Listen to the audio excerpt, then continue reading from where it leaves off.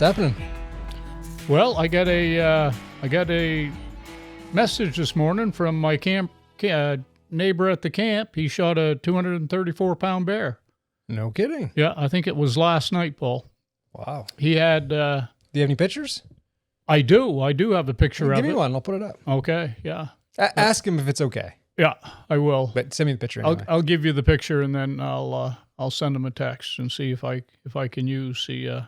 I know he'll say yes, but yeah, I'll check with him anyway. I usually check with people just to be polite. Yeah, so he was pretty excited. I'm guessing that was his first bear. Did you shoot it over bait? He did. He had 2 bait sites. Yeah, and he's Nice. just of course, he's not an outfitter or anything. He just got 2 bait sites on public land. I don't know what the process is to getting permission or whatever on public land to put a bait site up, but he did anyway. He got one was down around Mapleton, and the other was up towards Eagle Lake. Oh, that's quite a ways apart. They are. Yeah. Yeah, and he got End it up in putting the some miles one on. further north. He shot it in the one further north. Yeah, and I got a. Oh yeah, we got to talk about. So you updated your phone. We talked about that. You're getting all techie now. So I was right. Yeah, I was a flip phone guy up until this week, and we talked about having access to Onyx, and you sold out. and so I did. Sold your soul. Yeah. I don't know if it was a good move or not. I guess time will tell. I don't know how. I mean, it'll save you some Right. GPS and photos. inReach, and they take really. I And mean, photos. for a phone, So I got the take good Pro photos. Max, Yeah. which it's got 3 lenses or whatever. So it and I think your kids were telling me I got the same case as Pepe. Oh no way. Yeah. Keith, yeah. Yeah, I got that would stand to reason. He likes the outdoors and hunting and stuff. So Outdoorsmen all think alike. well, yeah, somewhat. Hey, is that red light on over there? It is. Okay. I've got a wicked paranoia about not hitting record. Yeah. 'Cause Yeah, I've I've done that before. Exactly. You could be Talk sitting here talking for 20 minutes, and I'm like, well, that yeah, was 20 minutes. a wasted. productive 20 minutes. Yeah, and the Let's other try that thing, again. and I talked to you about this last night. I ran into a couple guys that watched the channel, and we were talking wool pants and stuff, and they brought it up, and Bernie Maples had mentioned that he goes to Tractor Supply, or gets them through Tractor Supply. Okay. So I get online, and I actually had bought a pair at a convenience store probably 20 years ago, and they were decent pants. They were made in Canada, recycled wool, 20% nylon, 80% wool. Oh And man, but everything I read about them was fairly positive, and I figured, at this stage of the game, am I really going to wear out a pair of wool pants? And and for that's for the same reason Mom doesn't buy the family size bottle of shampoo. Exactly. Yeah. Is he really going to need all that shampoo? I'm not going to stack all my firewood. If anything happens to me, it would be all stacked for the next guy to move in. So Jeez, girl. I only take in what I can use in a week. So, but so it was $100, actually less than $100 for a pair of wool pants. And like I say, I've bought them before, and to me, they were just as good as anything else I'd bought. All right. Well, time will tell. So time will tell. They should be here next Thursday, and we'll wear those right off you this fall. If I do, I'll replace them. Like I say, I'm not out much. So what'd you get for wool pants? I get Big Bill. All right. I get I can hear the laughter right now. Mr. On the, Cheapskate over there. Yeah, but like I say, I bought a pair probably 15 years ago. I still have them, and they were as good as any other pair I bought. We'll try them out. Yeah, we'll See what find out. happens. We'll find out. See what happens. Yeah. What else we got? I just had 2 cords of wood delivered this Yep. morning, so I got some work for the Labor Day weekend. Yeah. It was your anniversary yesterday. It was, Mom's. 44 years. Went out to dinner. Yeah. 44 years. Yeah. Yeah, we had a great time. Yeah. How many of that was happy years? Yeah, that's a joke that I haven't got there when yet. people ask you how long you've been married, yeah. you say, Yeah. I've been happily married 6 years. Yeah. 44 total. Married 44, happily for 6. Yeah. Yeah. I've been happily married 6 years, 44 total. So we were talking at dinner last night about doing a fishing trip. Yeah, I've been Late thinking season. about that, Paul. I really would like. Let's do it next week. Well, next week's supposed to be fairly warm and stuff. So, I don't think really warm. and I got a meeting Wednesday. So, oh my God, aren't you retired? Yeah, well, there's some things come up, Paul, that you have no control over, and this is one of them. I have very little control over this situation. How about the following week then? Yeah, the following weekend would probably be better, or following week. Yeah. Dad has terrible hearing. Yeah. We were laughing at dinner last night. Yeah, we're all talking. I get in the crowd. Maybe that's the next thing I'll have to do. That's probably more important than the smartphone and the wool pants, is to get a good pair of hearing aids. Well, you have some, don't you? Yeah, they don't work. They're old. The right one doesn't work, and that's my bad ear. So go figure. That's how it works. That's how it works. Murphy's Law. Yeah. Something can go wrong, it will. Yeah. Yeah. So I got a funny thing before we get into today's topic. I got a bunch of stuff actually. So Joe was listening to our last episode, Joe Osgood from FBM Maine Outdoor Journal. And he sent me a text. Let me pull it out.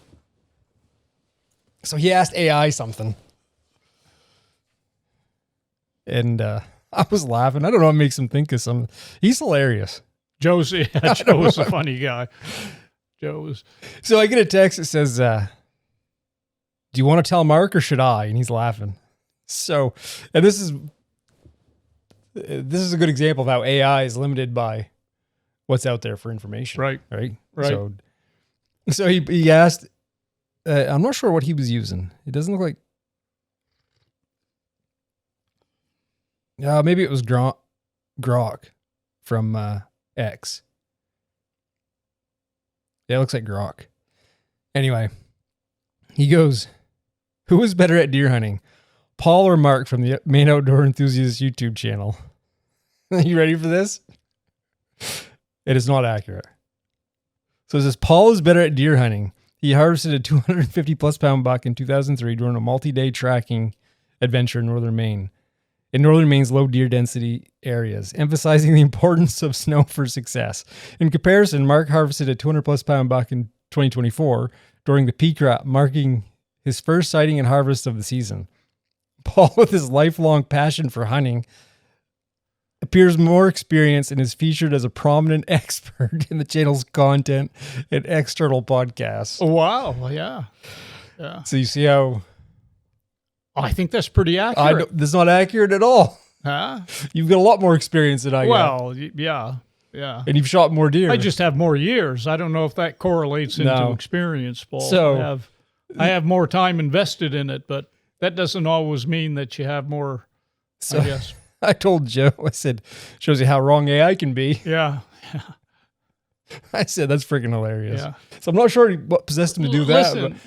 Listen, Joe, with 3 kids and a wife, don't you have better things to do than... Whose team is he on anyway? He's trying to cause some conflict. He is. He's trying to cause a rift in the network. So yeah. I'm not an expert, nor am I. No, that's for sure. I don't make any claims to being an expert at anything for that matter, let alone deer hunting. But all it has to pull from is what's on the internet for information. It has nothing. I basically was non-existent because I had no social media. Right. Until, when did I start this channel? 2020, 2021? 2021. Right. And so if you Googled my name, nothing came up. Right. But a few little like newspaper clippings from right. college and stuff like that. Yeah, probably more about your grandfather than you, maybe. Yeah, but actually, one of the first things it pulls up is Graham's obituary. Exactly. And it pulls up some awards I got in college. Yeah. And like graduation stuff. And that was it. Yeah. And I liked it. I like the anonymity. Yeah, absolutely. Yeah. Because I have no Facebook. And I don't really do Facebook. Mo has a Facebook account, but I don't. Yeah. I don't do a whole lot with it. But even now, if you search my name, it's pretty limited because everything's related to the channel. Maine Outdoor Enthusiast. It's not my name per se. But yeah, so AI is limited by what is fed for data. Exactly. And it can be super skewed. And it tends to be simple stuff. Right. Like pretty novel, mundane tasks that we do. It can't really work through as well. Kind of interesting. But if I asked it how to differentiate an equation, I'm sure it would do it flawlessly. Right. Whatever I put in. Yeah. It would have a lot of information on that, Paul. And that's something that probably 90-something% of people couldn't do. Exactly. But, yeah, what else we got? Oh, we get the merch. The Hunter's Call shirt. Yeah, I told you I ordered one there 2 days ago, I think. And so something I'm going to do going forward, I kind of did it with the last video, is I'm going to put an Easter egg in my videos. So what I mean by that is I'm going to put, and I'll make note of it. I'll express that to everyone beforehand. It's not going to be every video, but there'll be a phrase or a word or something in the video that the first person to identify it, to find it, and then tell me the timestamp that they found it at, will get a free piece of merch, whether it be a shirt, hat, and we'll do it kind of periodically throughout. So I won't say when the video is going to be posted. I try to be consistent, but sometimes things happen. So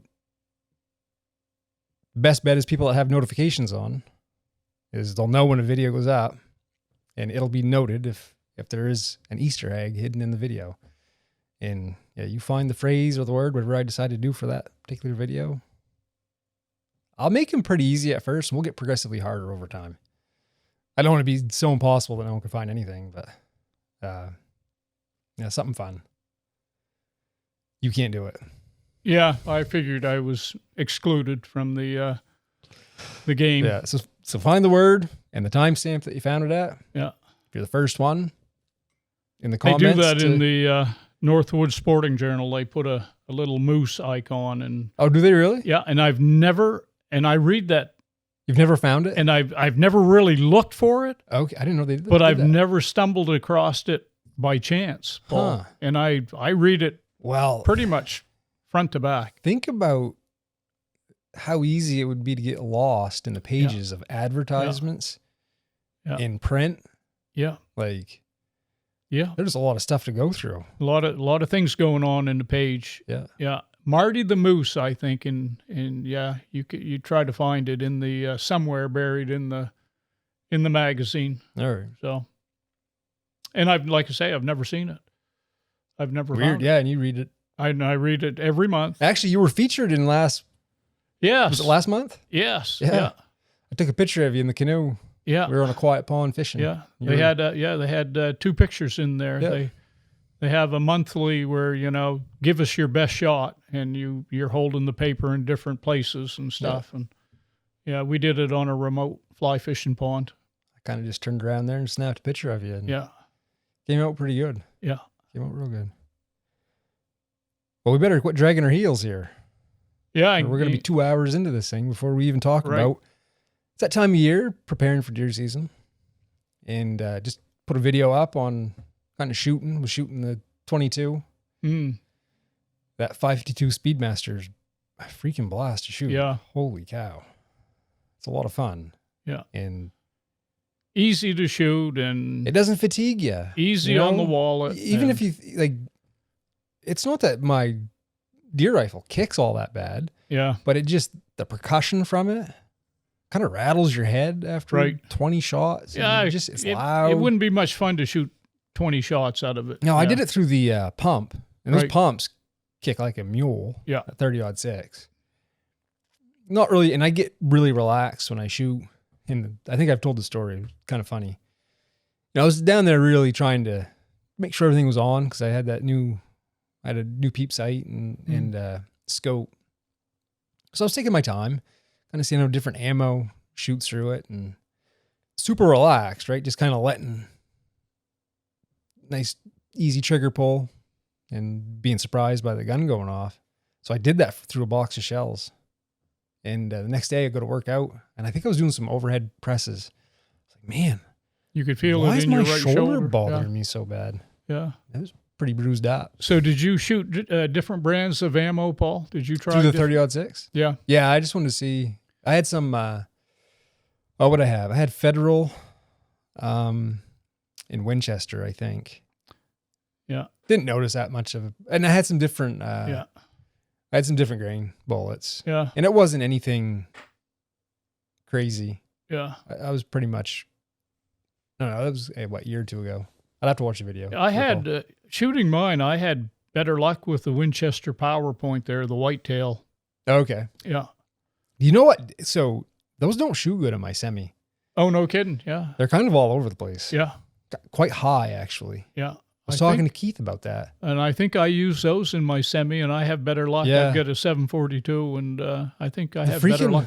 The freaking core locks work so well. Do they? In Yeah. that gun, yeah. Yeah. And maybe it's a little psychosomatic, but I have a hard time deviating from that because I know how those shoot. Well, and so In my many of gun? a lot of the hunters that we've followed over the years, that's what they. I mean, I don't think they're a particularly good bullet, Yeah. by Yeah. any means. They're. I went to college with a guy who was a big reloader, and he was always messing around with stuff. He was really kind of, he was really into the science behind it. Yeah. And he would grab like mass-produced loads, Yeah. commercial loads, and take them apart, measure how much powder. And he was like, you'd be surprised Yeah, there's a big variation in how much variation there are in your standard off-the-shelf bullets. Yeah. And yeah, that was a big thing with him. And you think about it, if you're doing it yourself, you can be pretty precise. Yeah. And take your time. He hunted with the same, he was from Augusta. He hunted with the same gun we had the identical guns. Yeah. And he shot a lot of deer down in Augusta. They had a strawberry farm. And man, they would get permits to shoot deer for crop damage. Right. And he would experiment with different loads and stuff. God, they shot a lot of deer. Yeah. And but anyway, I get off track at there, off traffic. So yeah, it's time of year that we're prepping for deer season, and a lot of people scouting. We're always looking for new areas. Yeah. Right, because things change. We were talking about that the other day. Cutting operations change the landscape drastically, and they've done a lot of cutting. In one of the places that we hunt, I haven't been there since wintertime. And I have, yeah. And it's drastically changed. Yeah. So as these conditions change, you got to adapt with it. Yeah. And you're always trying to figure out, like, is there a better spot where's out the next there? best spot? Yeah. Yeah, because there is so much country, you can't know it all, Paul. No. You really can't. Well, and it's like you're hitting a moving target. Yeah. Because we've got in northern Maine, there's few deer per square mile, but they're kind of located in pockets. Yeah. You can go there's a lot of places with no deer.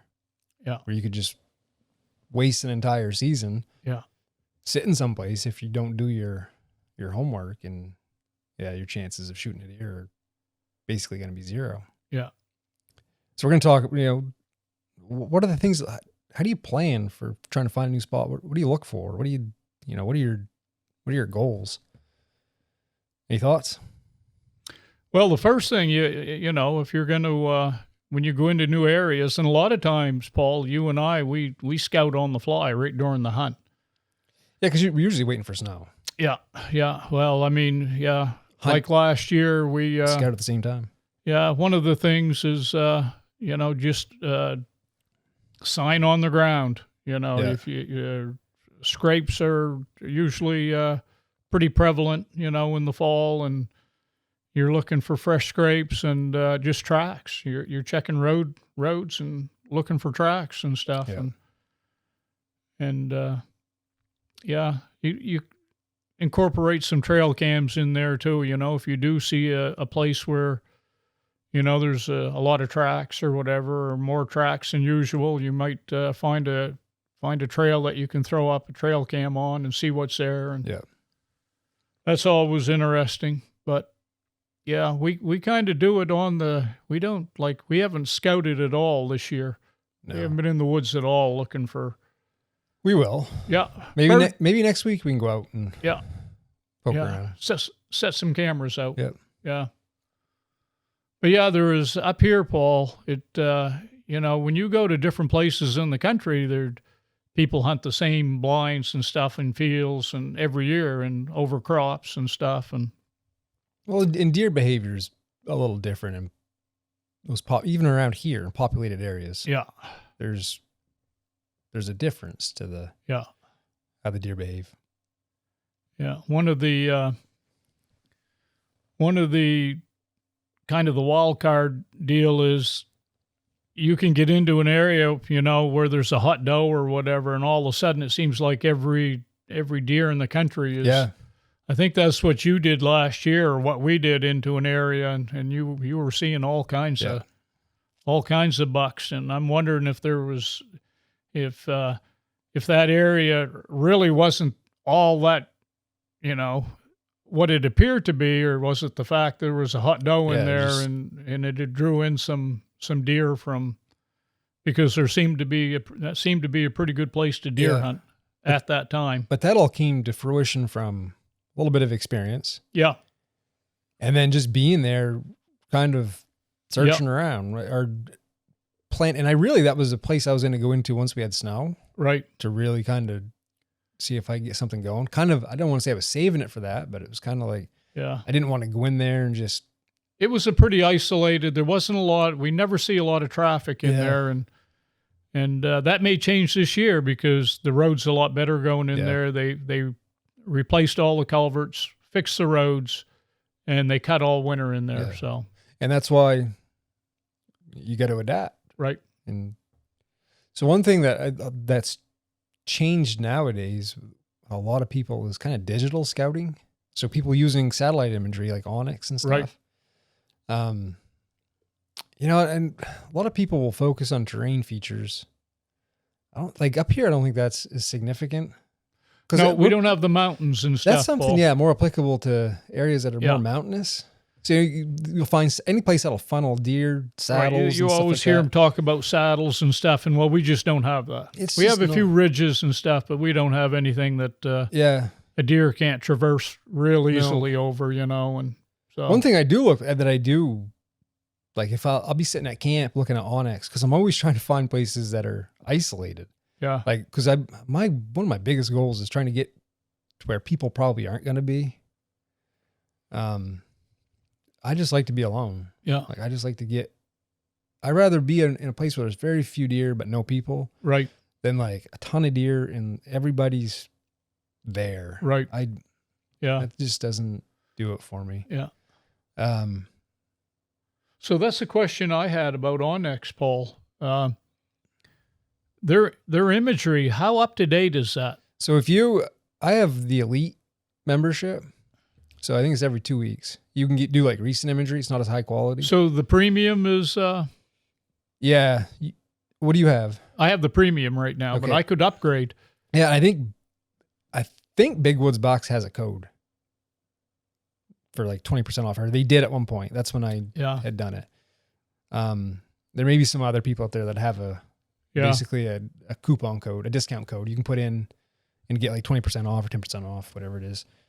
But I did it to try, because they have recent imagery, leaf off imagery. I don't know if Maine, I haven't played around a lot with that. I don't know if that's available in Maine, the leaf off imagery, but because I get on mine and I get on. I gotta start playing around with it though. I get on the area that we hunted and that had been cut, and it didn't show that it was cut. So I'm wondering how old those images are. You can find that information, and I did that maybe a year or two ago to see, because I was doing something with a house, and I wanted to see what year that image was taken from. But you can, with the version I have, you can do like recent imagery, which is a little lower quality. But it'll give you like basically 2 weeks. I got to find What's that. happened in the last 2 weeks. I can tell you because I'll look when we're done this. And yeah, I get on and I looked at the camp, and we had a shelter logic behind the camp, and it showed the shelter logic Yeah. there, and that's been gone for quite a while. So yeah. yeah. So digital scouting, like one thing I'll do. So obviously water, right? You're kind of looking at roads that are inaccessible. I love roads that are blocked off, ditched out, that you basically can't drive down. Yeah. That are long roads, because it makes it easier walking to get into an area that isn't as accessible. Yeah. The other thing is kind of the evidence of like edges of different ecosystems. So you hear a lot of talk nowadays about hunting the edges, right? Well, white-tailed deer's an animal of the edge. So. A lot of animals are, and there's actually a term for it, ecologically speaking. Yeah. It's called an ecotone. Yeah. So it's where two habitats meet. Yeah.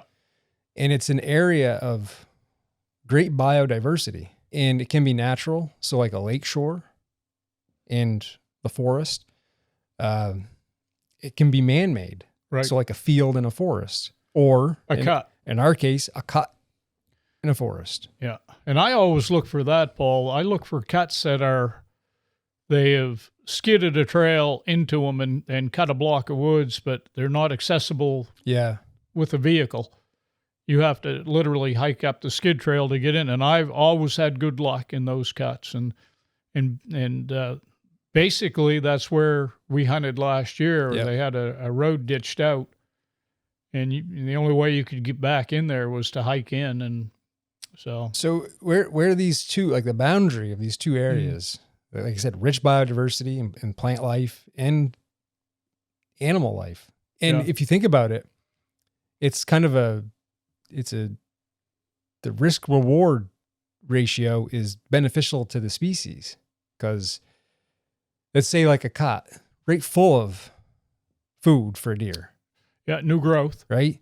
But then you've got a great big forest right beside you. So you've got the benefits of cover from the forest, and then you've got a rich ecosystem that's right full of fresh vegetation. Right. So you're quick to escape if need be, but you plenty of food. Right.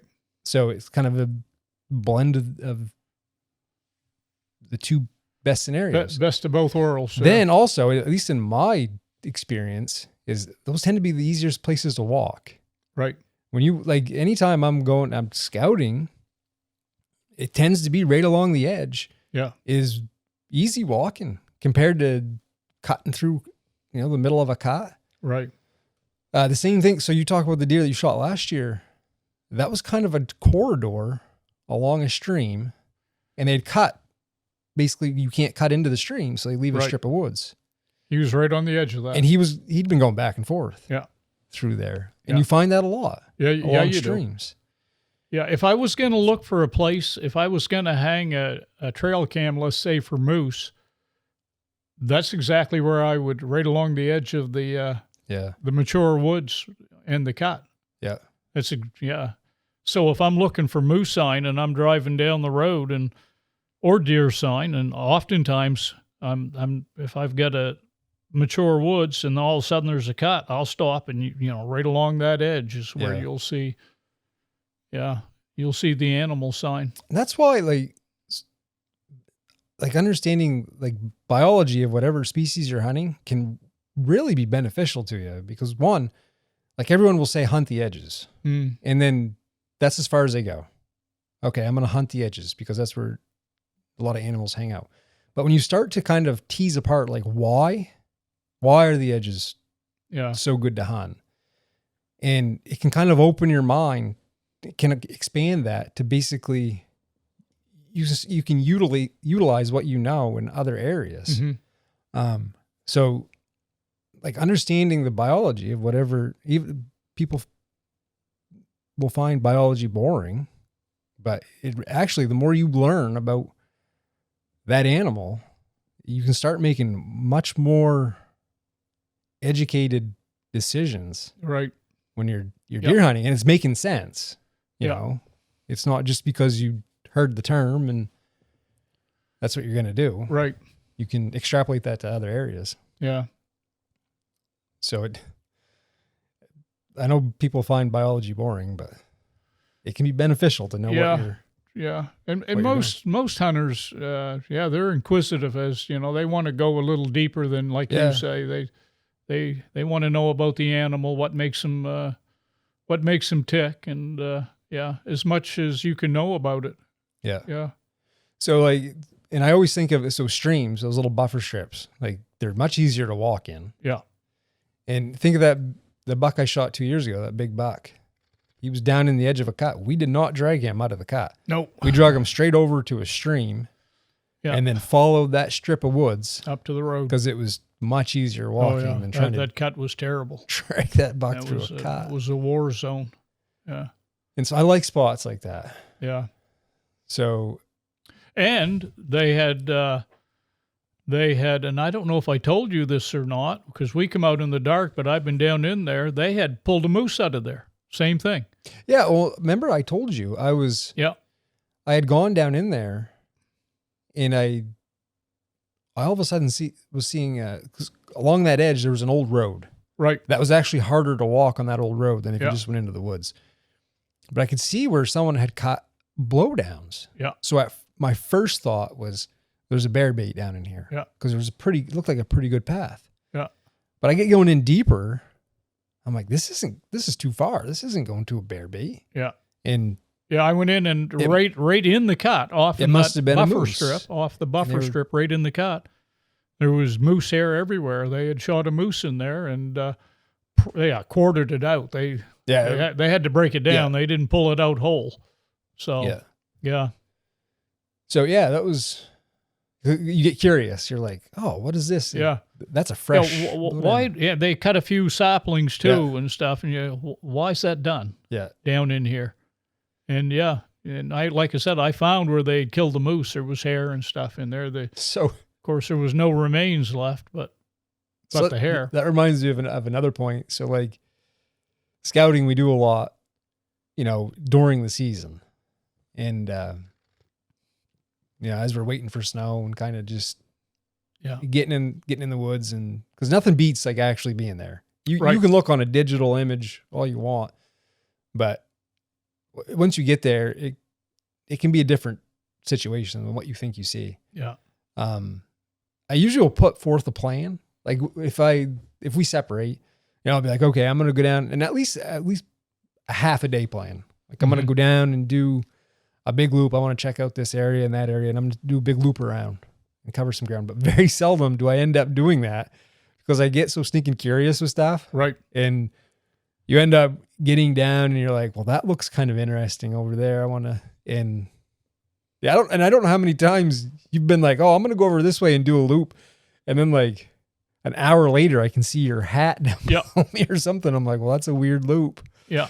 Yeah, that happened last year there when the day you saw the deer. I had really looped way further to my right than I had originally planned and stuff. And that's just where it took me. And you get thinking, and the game plan changes on the fly. It does. It very rarely, like if I have a plan that morning, it's like I'm probably not going to end up doing what I plan to do. It's a great idea, but and it doesn't end up. The day that I shot the deer, that had changed completely because we just ended up hitting the vehicle and taking off for a different spot. And you never know. You never know where you're going to end up. No, and I think about this all the time, and I'm sure other people do too. Is like you're always thinking, man, that timeline of events, if it didn't unfold that way, you wouldn't have ended up with a deer. And you kind of get in a weird spot thinking about that. Like, but in the end on that, Paul, it's all about spending as much time, and that timeline will happen somewhere. It may not be there, but it's all about time in the woods and stuff and putting your time in. Yeah, because we were 2 weeks. Yeah. Like, that's the first deer I saw. Seeing all kinds of sign. Yeah. But it just wasn't happening. No. No. And then snap of a finger, Yeah. it's like big buck down. You go from, what'd you say in the videos, from zero to hero? Zero to hero, and in a second. And that's one of the things many years ago that I understood, that if you put your time in and worked hard enough, and you would eventually get a shot. Yeah. You'd get a chance. And up here in northern Maine, if I had one chance, I thought I was fortunate. Yeah. And if I blew it, then you still work hard hoping to get another one, but you're really shooting for one good chance to harvest a deer. And then sometimes you get like 3 chances in one day. And sometimes you work hard in a year and you don't get a chance, but most always every year you get a chance if you stick with it. If you stick with it and put your time in. So yeah, a lot of the publications that you read when they talk about like scouting and getting ready for deer season is always kind of tailored towards, more populated areas. Right. Like I think around here, even the deer just behave differently. They're using little tracts of wood to get from here to there. They seem like, I was down shooting and a fawn comes out behind me. Yeah. Like just didn't care. Yeah. And so a lot of those places that you read these publications on preparing for deer season, they're talking about bedding areas and travel corridors and feeding areas and kind of patterning deer and that just doesn't really apply to where we hunt. No, it can be, and the season is so dynamic. Yeah, like, things change. What's going on the first week is totally different than the fourth week. The fourth week, man, you can go on a tracking journey. Yeah, on a buck that's just heading on a mission, on a beeline. Yeah, almost psychotic. They'll get this trot, and then you're just like, oh man, my only hope is that he bumps into a doe or something that stops him up, because he's on a mission. Yeah, you'll never catch him. And he's got 4 legs, I got 2, as Larry Benoit would say. Yeah. But beginning of the year, they're usually not going too far. Right. It's totally different. Yeah. It's great. That's why it's so much fun. Yeah. Yeah. Not so much when you've gone miles and miles and miles. No, when you go 10 miles without, and at the end of the day, you think, well, man, I'm no closer to that deer than when I started out. Probably further this away. Morning, further away. Yeah, he's put some ground that can be a little discouraging and stuff. Yeah. Then you hope you get a radio on you and you can call your buddy to bring the vehicle to you. That works. Rather than walk all the way back to the truck. Yeah.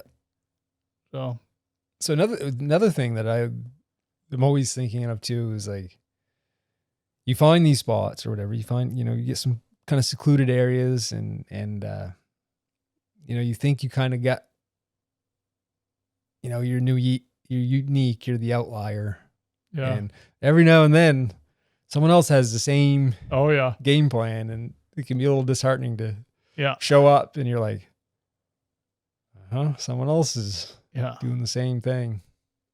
So it's good to have a few of those in your back pocket, a plan B. Oh yeah, you've got to be able, like I say, you've got to be able to switch on the fly, Paul. Yeah. You got to be able to adjust and great minds think alike. Yeah. Yeah. We were talking about that fishing. Yeah. This year we found you were looking at a map. Yeah.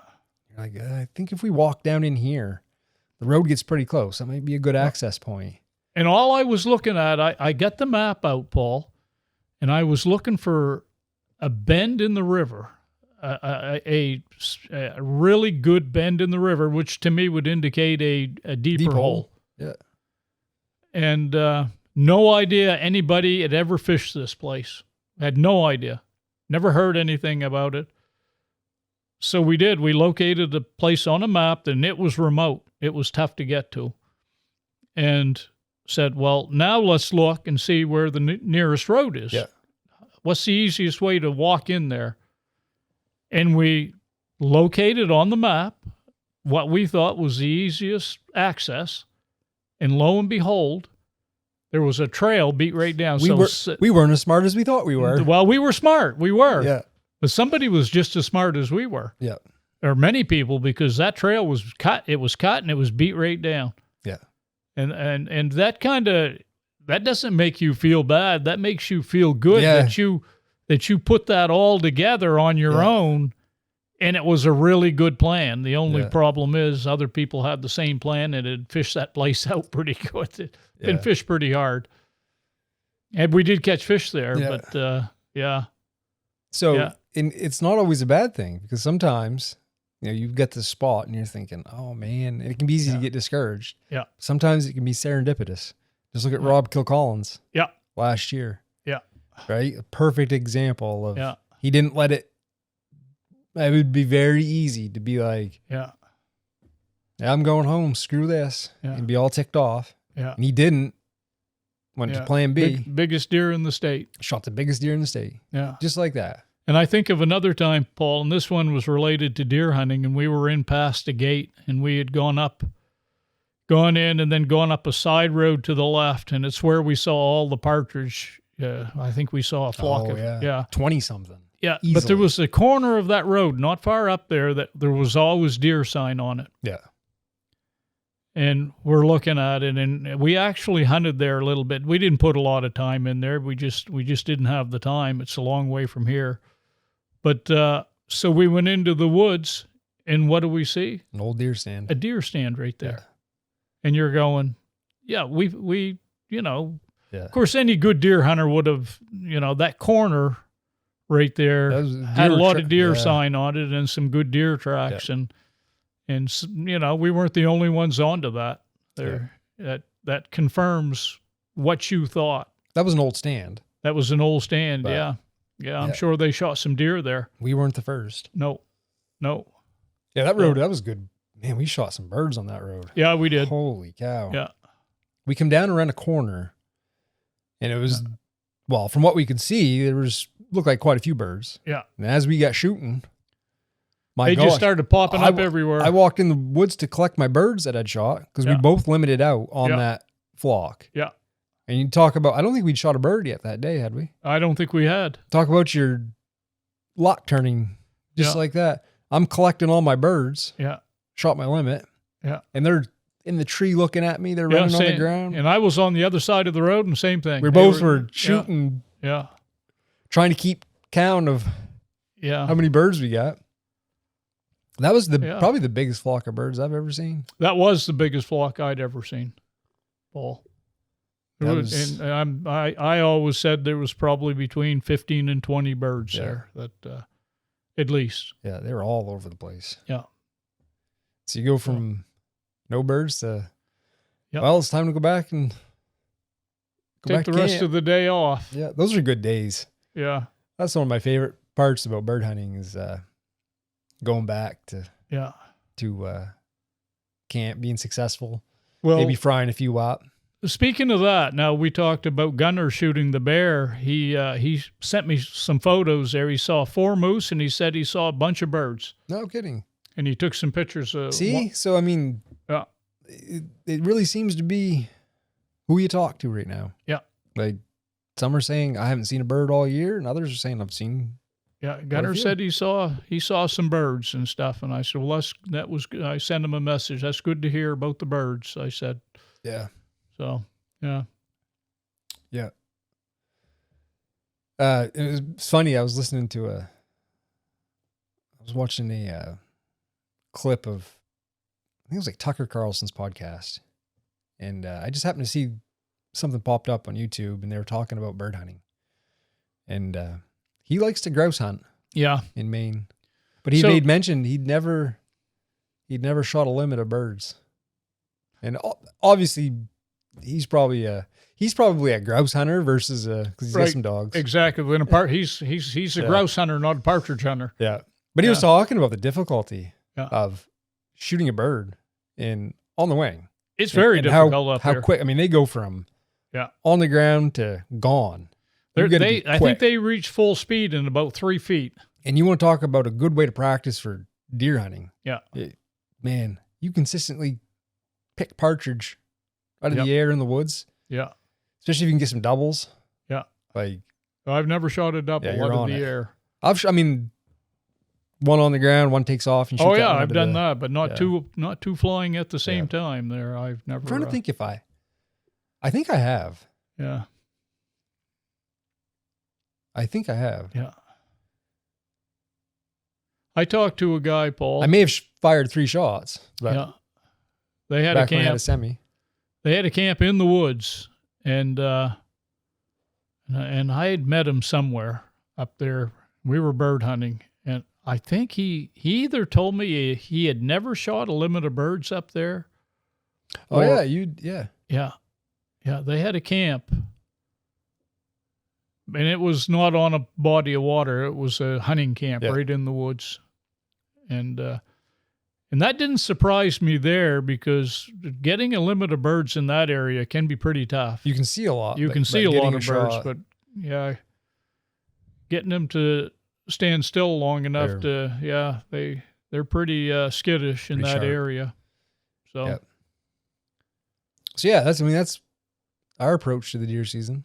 At least yes, up here, it's flatter up here, so not as mountainous. right, So not so much looking for terrain features and stuff like that outside of edges and right. The and cuts, bodies of water. Yeah, And, a couple and year old cut, where or the new roads cut, or are. a couple year old cut that's off the road. Yeah. So off that's the something that drivable I had road. always struggled when I was younger, because you'll read a lot of these books and a lot of the videos and stuff, and they get into looking for I'm gonna go up on this saddle, and Yeah, I just was like, man, that really doesn't resonate with me.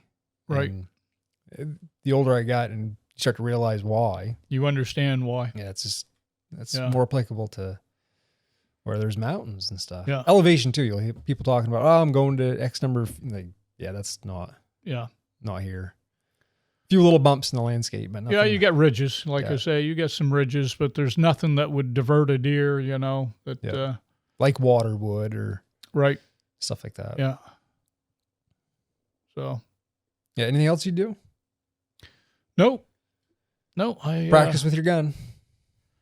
Yeah. Well, you talk about using the 22. The only thing that I do, I try to shoot like I think I'd mentioned it a few weeks ago. I got a pellet gun with a. Yeah. You can shoot that. I mean, that's just like your 742. Yeah. Yeah. It mimics a rifle, and it weighs about the same. And I got to actually have one of my deer rifle scopes on it. So, right. I just go out and plink with it, cans and stuff that. That's fun. I get an air rifle too. Same one, I think. Yeah. That you got. Yeah. And I can shoot it around camp, it's not making a lot of noise or anything. No, but it's not drawing attention to the. If I'm bored. Yeah. And sometimes the kids will join me, but I'll put a chair up in the garage where the back door is. Yeah. And I'll put cans. I'll see how far down back I can set cans up through the woods. Yeah. And pick them off.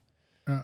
And that's fun because you can sit there for hours. Yeah. Never leave the chair. Just sit there and it's weird. So what do you use for an air rifle? Is it a Gamma or do you have a? I'm not sure what it is, Paul. I'm not sure what got a brand Gamma. it is. I got it to take care of a few squirrels that were. I've had terrible luck. So the Gamma has some different types of ammo. It's supposed to be like super accurate. It doesn't shoot it well. Oh, no It kidding. shoots like it's a .177. .177 caliber. Yeah. And so you got some red tip and then some like some tungsten and I never could like it just would throw shots. Yeah. For some reason I've got a great big, it looks like a little milk carton of the Crossman, just the old standard pointed lead. It shoots that fantastic. I can shoot 10 times better with that. Yeah, well, that's what I'm using for ammo, just a little pointed lead pellet. Yeah, it shoots so much better. That's what I shoot. I can put cans a long ways out, and hold over them, fire that, and then you'll hear it hit. Yeah. But my God, with that Gamma ammo, which is supposed to be really good, and maybe it's me, I would find a spot where I'm holding over it, and I hit it, and I'll hold it in the same spot, and I'm like, yeah, can't hit it again. And I'll put that just cheap Crossman there, yeah, lead ammo in it, and I find the sweet spot and can just consistently.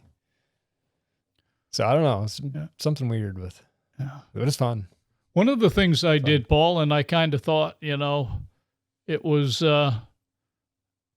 kind of a negative thought process and stuff. And, I bought some equipment for my muzzleloader.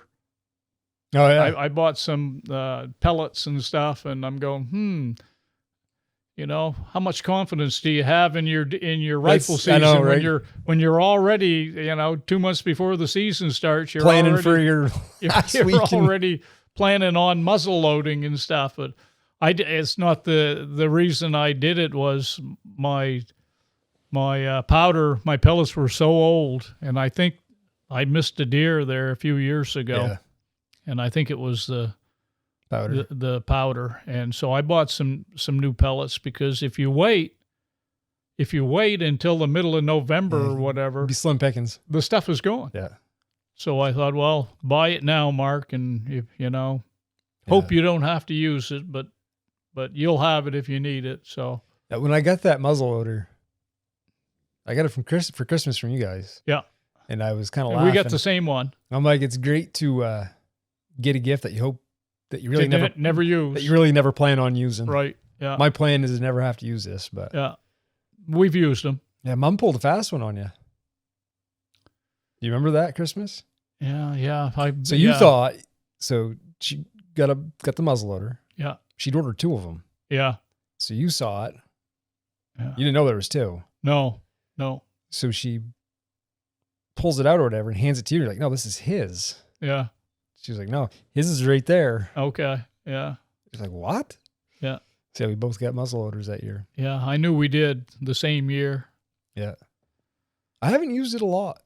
No, but it's like I say, it's good to have, especially, back then it didn't make a big difference, because I couldn't take any time off. I would have one day, Saturday, the last day of muzzle loading. That was the only day I could hunt. The job I had, I couldn't get any time off in Which I think December. Now, I don't think UPS allows Thanksgiving week. They don't. They changed that. Yeah. So, but now, it's good to have, because if it comes, I can hunt every day. Yeah. So, yeah. Well, good. Yeah, that covers all the stuff that I was thinking about as far as my game plan for the year. One of the things I oftentimes, I'm one of those, I'm a dreamer type of guy, and I'm always thinking there's always a better spot out there, Paul. There is. The problem with that is there's just so much country. We have so much land available to us. You could never find the best spot. Well, and you might find a better spot, and that's what we look for, Paul. We're always looking for a better spot. And it changes. Right? You get a hot down in there, and every buck in the country is going in there. Like last year. Yeah. I saw, I think, $5 in 2 days. Yeah. It was something like that. Ridiculous. Yeah. I just felt like I was. So my mind is going in this direction. I'm thinking, man, I'm going to go in there and set up, and I'm going to sit there day after day. But I could go in there, and there could, that could be as barren as a Sahara Desert, for crying out loud. One of the things that I always struggled with sitting was if you put a trail, like I've put trail cameras up on you. Yeah. You look at, so what you have for information in front of you looks like, my God, there's deer going through here all the time. And some of those spots that I've put trail cams on, I've literally gone through all the photos and been like, I could have sat there the entire deer season and not seen a deer. A deer never crossed during the daylight. Yeah. I'm like, that kind of puts it in perspective that from what my eye saw, looks, I mean, I'm seeing new fresh sign every day. Yeah. All kinds of deer sign. Well, but the only thing with that, Paul, is that camera's covering a little small section of where you could see, it could have been 150 feet down the road or down the trail or in another opening that a deer may have stepped out. But still, in your mind, you're thinking, Yeah. boys, there's a lot of activity right here. And that's happened to me. And then And that's happened to me. And then that's when you, at the end of the season, you say, well, you know, you're not successful, and you think, well, what could have I done different? And you say, I was too committed to that one spot. yeah, I was convinced that I was too committed. I shouldn't have been so committed to, you know, that one spot. yeah, So that happens. yeah, I've second guessed myself at the end of the season, and yeah, you know, yeah. It's easy. Hindsight's 20/20. yeah, it It's is. easy to Yeah, kind of beat yourself up. yeah, You should have done this. Should have done that. yeah, That can kind of get the ball rolling too in a bad direction. You'll see in a lot of good deer hunters that they have years where it's almost like it just happens so easy. right. And then all of a sudden it's like they hit like a block, and like they have a dry spell, Mm-hmm. and it kind of can get in your head. Keith had talked about it with him. He shoots a deer every year, and Yeah. he went like 5 years. Yeah, And he was frustrated because I Yeah. can remember it was just like wasn't happening. Yeah. And he hunts almost every day. And you see that I can think of all kinds of people off the top of my head that for some reason or another, they just get a period where like it just can't seem to get things to line up in their favor. yeah. Everybody has slumps. You see it in Yeah. baseball and stuff, and Yeah, you're any right. sports, and Yeah. yeah, And that plays with your psyche, you stick with it and you come out of it. because then you start thinking, I'm just Yeah, making bad choices. Yeah. I'm not. And you're watching everyone else around you shoot deer. yeah, that can play with you. You're going, man, do I suck? Like, Yeah. I used to shoot deer. Yeah. Why am I not anymore?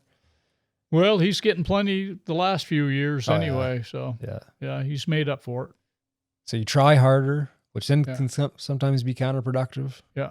Because you're just forcing the issue. Got to be laid back, right? That's what I've heard. That's what Laney says. Some of the good deer hunters. you got to Got be to be a chill. laid back person, Yeah.